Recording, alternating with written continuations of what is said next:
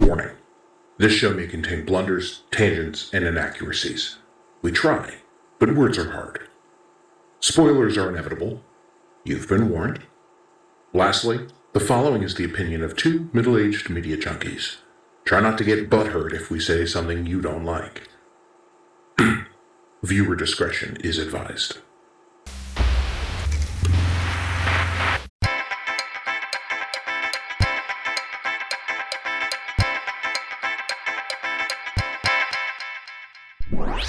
Hey everybody, welcome to SequelCentric. We take a look at follow-ups in media and see how they stack up against their predecessors. I'm Duff, and he is the Marv to my John. Nate. How's it going, Duff? Hey man, it's good to be back. Yeah, it's that time of year.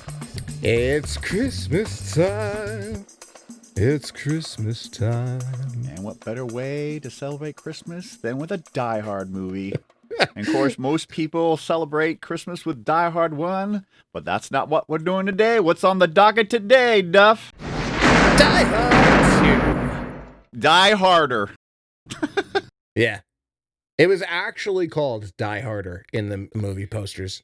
Oh, yeah. I mean, I just think it's funny because starting with Die Hard 2, then you got the little extra bit like, Die Hard with a vengeance, Live free and die hard, a good day to die. So, and I have to say, I like those movies. They're all really good. Minus the last one. Last one was kind of okay. It was we'll do that one in another episode. Are you sure? I say we flip a coin on that one. I mean, come on. What's better than a first Christmas Story? Then a second Christmas Story. Holy jeez. A Christmas Story 2, the official... But that's yet another episode. All right, so yes, we are talking about the 1990 classic Die Hard 2, and let's give you the plot a little bit. John McClane attempts to avert a disaster as rogue military operatives seize control of Dulles International Airport in Washington, D.C. What's your history with the franchise? I know I saw this one in theater because I love the first one so much. I can't remember if I saw the first one in theater or I rented it on tape. Doesn't matter. But the first one hooked me. So pretty much I've seen everyone in the theater except for the last one, Good Day to Die Hard. Yeah. But I, like The Purge and Star Wars, McClane kind of reminds me of Han Solo. Shoot first, ask questions later. Yeah. What about yourself, Duff? What's your history with the franchise? I'm a little bit younger than you, and then I led a very, very sheltered life. I didn't go out to see many movies as a child, which is why I never saw any of these movies in theater. They were all VHS rentals from Blockbuster, and then, later on, DVD. Pirating. And, now I own the Blu-ray box set and Steelbook. I think it's Steelbook anyway. I don't know. It's been a while. They're still packed up from when we bought that place 3 years ago. I would say the first three movies are theater worthy. I mean, certain movies need to be seen in the theater, like James Cameron's Avatar, Star Wars, any of the recent King Kong or Godzilla movies. Certain ones or Jurassic Park.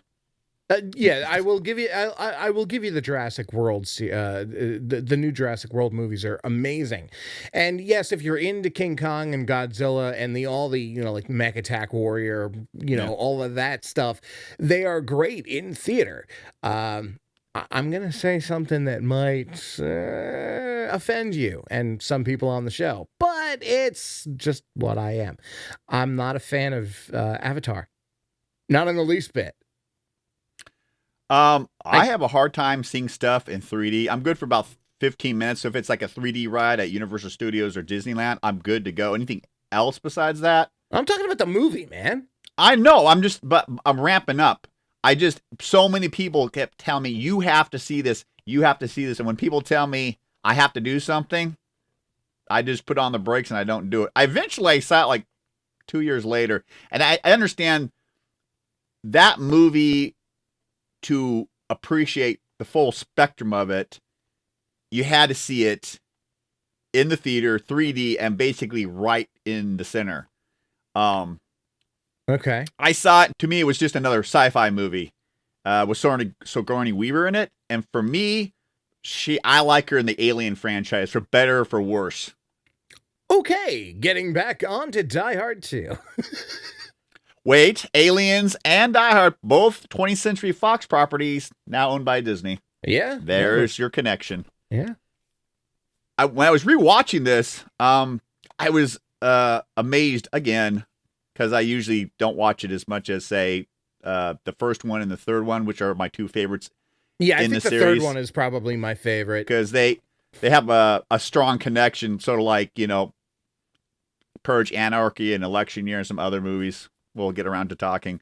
But yeah, John Leguizamo's in it, which is known for, Sid the Sloth and some other stuff. He played a crooked cop in Ride Along. John Amos, who was in Coming to America with Eddie Murphy, and he was also, I think, What's Good Times, I believe, on TV. I believe so, yeah. Not to mention Robert Patrick, who played the Terminator T-1000 in T2, which is another episode. Yeah, there's a lot of people in here that were kind of known or not known since this was 1990, and it kind of warmed my heart, because I know these actors in their career. So to see them before, they took off, Yeah. It's like I have a real warm spot in my heart for Reggie VelJohnson, because,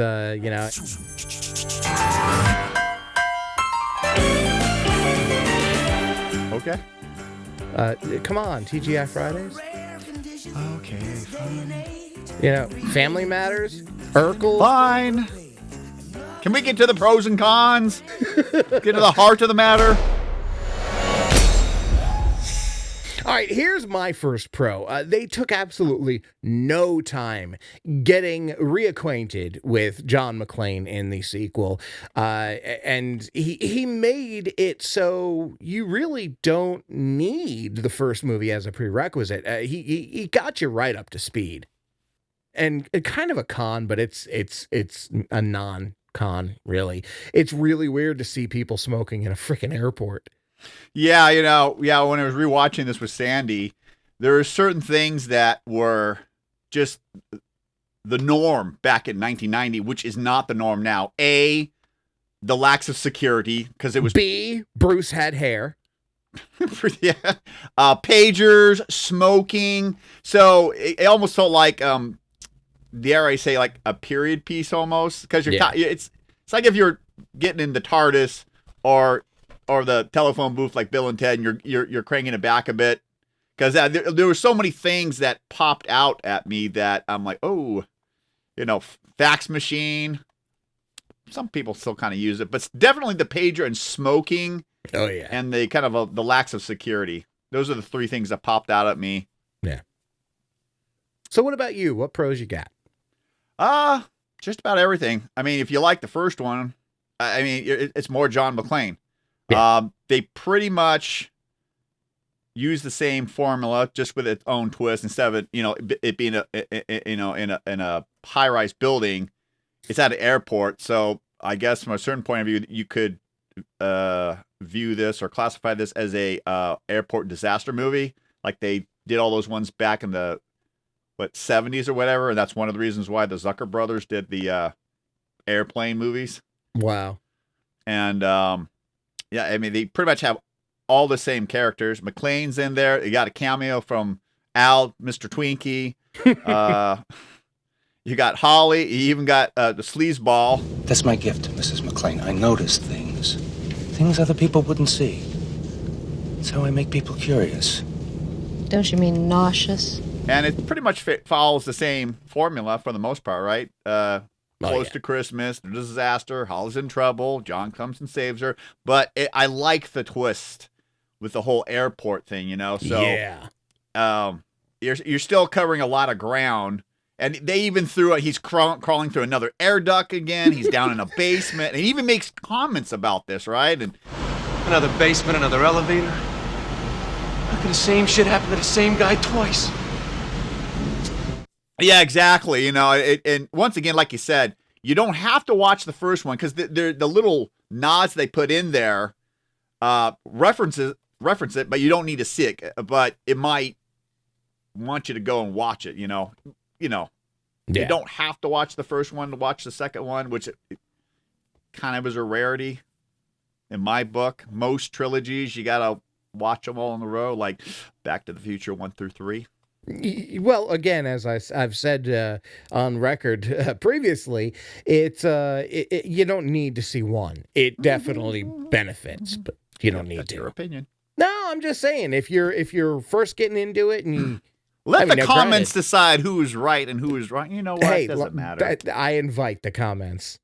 Everybody's comment and opinion is valid. Hey, whenever I watch the trilogy, I always start with one. Thank you very much, and end with the documentary. Yeah, I guess the only con, it's so minute, and it might be for some other people. It's you're almost watching the exact same movie. You have terrorists. John's there. John's doing what he does best. Plus, obviously the pro of the whole movie throughout the whole franchise. If he doesn't say the line, you can't have a Die Hard movie, in my opinion. I was starting when I first watched it in the theater. It was getting so close to the end. I'm like, when is he going to say it? Yeah. You know, when is he going to say it? So like Chasing Amy, like I was worried. I'm like, where's Jay and Silent Bob? And they come in almost at the tail end of the movie. Yippee-ki-yay, motherfucker. Yeah. But like this one, yeah, he It's like Vin Diesel in Tokyo Drift. I'll take your word for it. I haven't seen that. Oh, all right. You just lost an incredible amount of respect from me, sir.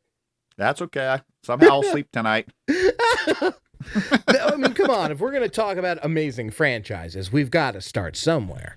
Yeah. And it won't be with Fast and Furious, but I guarantee you we will be including it here on SequelCentric. And one day, but not 2 days, sir. Well, no, because we've already got our schedule for today.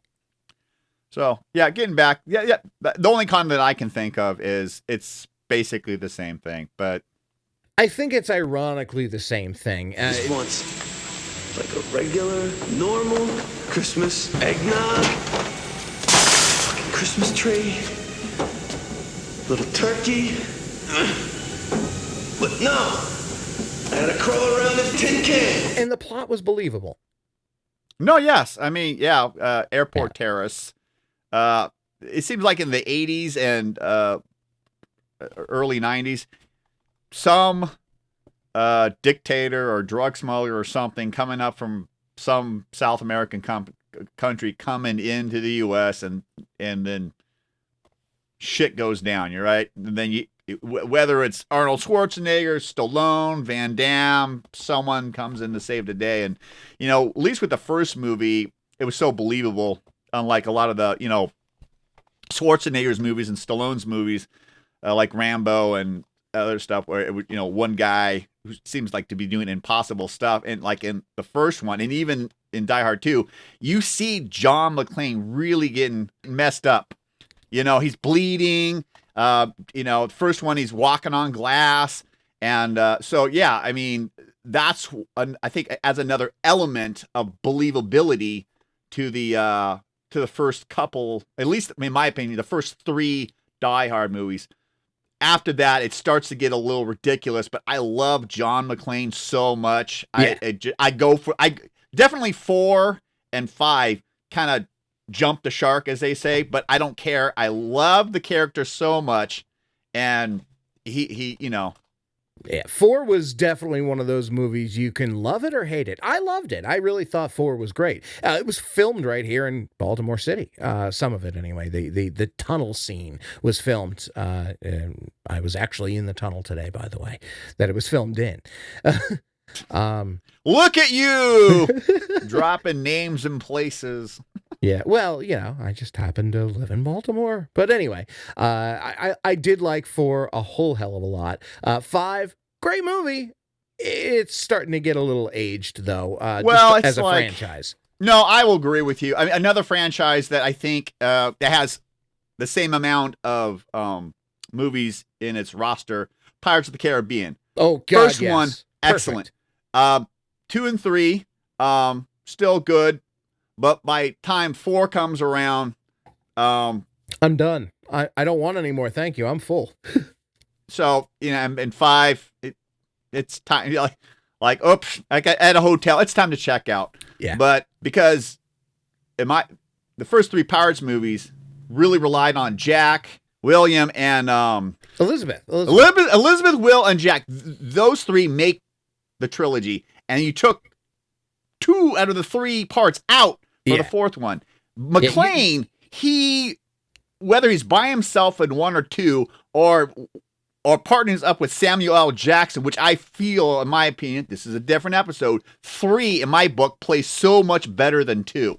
3 was the swan song, no doubt. 3 is my favorite of the franchise. Alas, just like you said, not that episode. The only real con that I have for the movie, because again, I'm more forgiving than you are, Nate. I will give them a pass for having a similar plot line as an excuse to make a kick-ass action movie. It's really, I just feel really kind of bad for the guy that had to airbrush William Sadler's balls. Esperanza's fall from power caused ripples not only in his country's recent election, but closer It's a to dirty home as job. well, when high-ranking But, Pentagon... actually, it's funny you should mention that scene. When I was watching it, it reminded me of another movie where someone was doing some sort of martial arts, and you could see his butt, which was Mallrats, the dad. Oh, yeah, that's yeah, good stuff. Mallrats. They're coming out with the Mallrats 2. Finally, they're in production. Another episode. Other than that, I'm giving it all pros, except for that one. Yeah, that's it. I'm with you.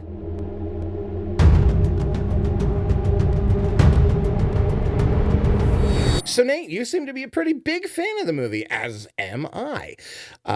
Does it sequel? For me, it does sequel. It does very well. Uses pretty much the same formula, but obviously different twist. This airport, the first one, Nakatomi Plaza, and for me, it's not like Empire where it outshines the first one, but it does, in my opinion, it holds its own. There's just enough of a difference that you are watching a second movie, but there's enough of John McClane and very familiar elements that it's very comforting, Yeah. For me, it's along the same lines as you. Yeah. When I think of, think of it this way. When you think of Doc Brown, you don't think Back to the Future 1 or Back to the Future 2 or Back to the Future 3. You think Doc frickin' Brown. You think Einstein. You think, every one of those characters. They're a culmination of all 3 movies. The video game. They are a part of what we feel when we think about a franchise.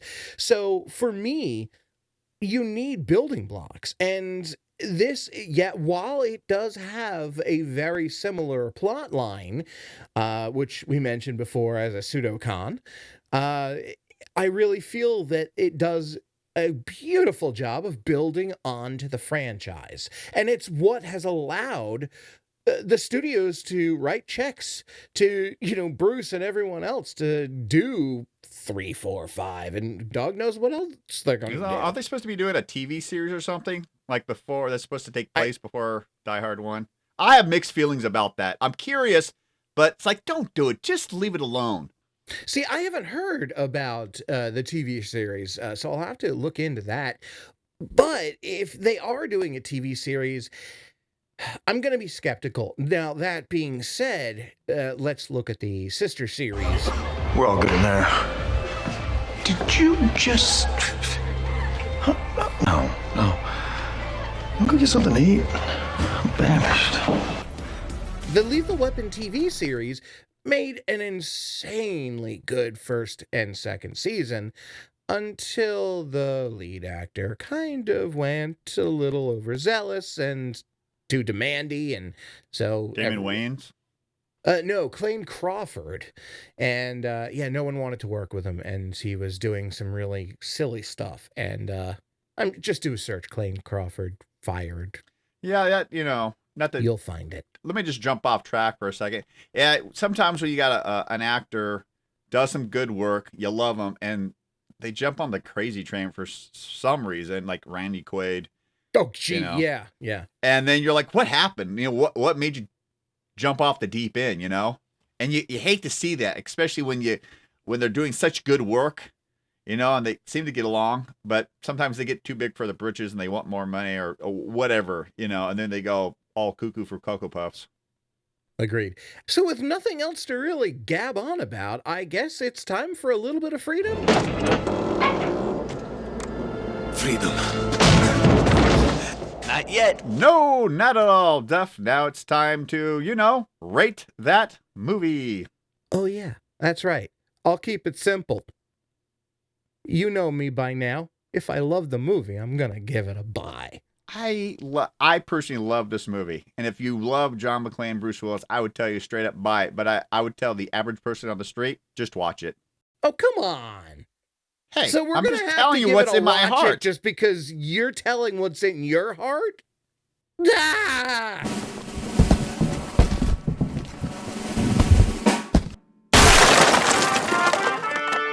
Much to my dismay, folks, I've been outruled after all. It's with Nate and Duff, not Duff and Nate. I hope you enjoyed the episode. I say buy it. He says watch it. If you like him more, watch it. Then buy it. That way I can say I told you so. There you go. Before we end the show, I wanted to talk really quick about Sandra, Nate's wife.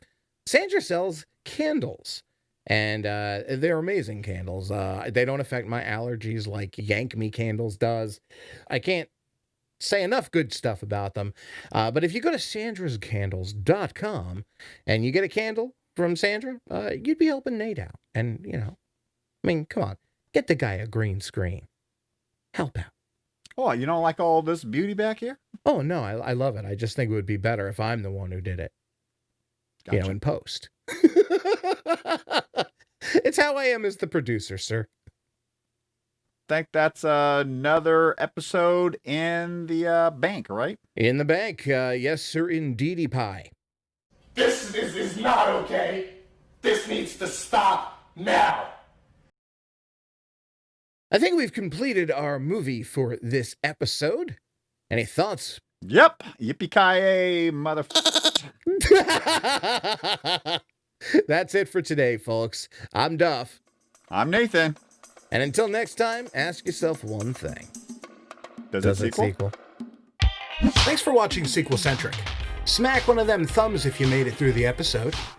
Click here to subscribe and ring our bell for notifications, and click here to watch another one. You know you want to.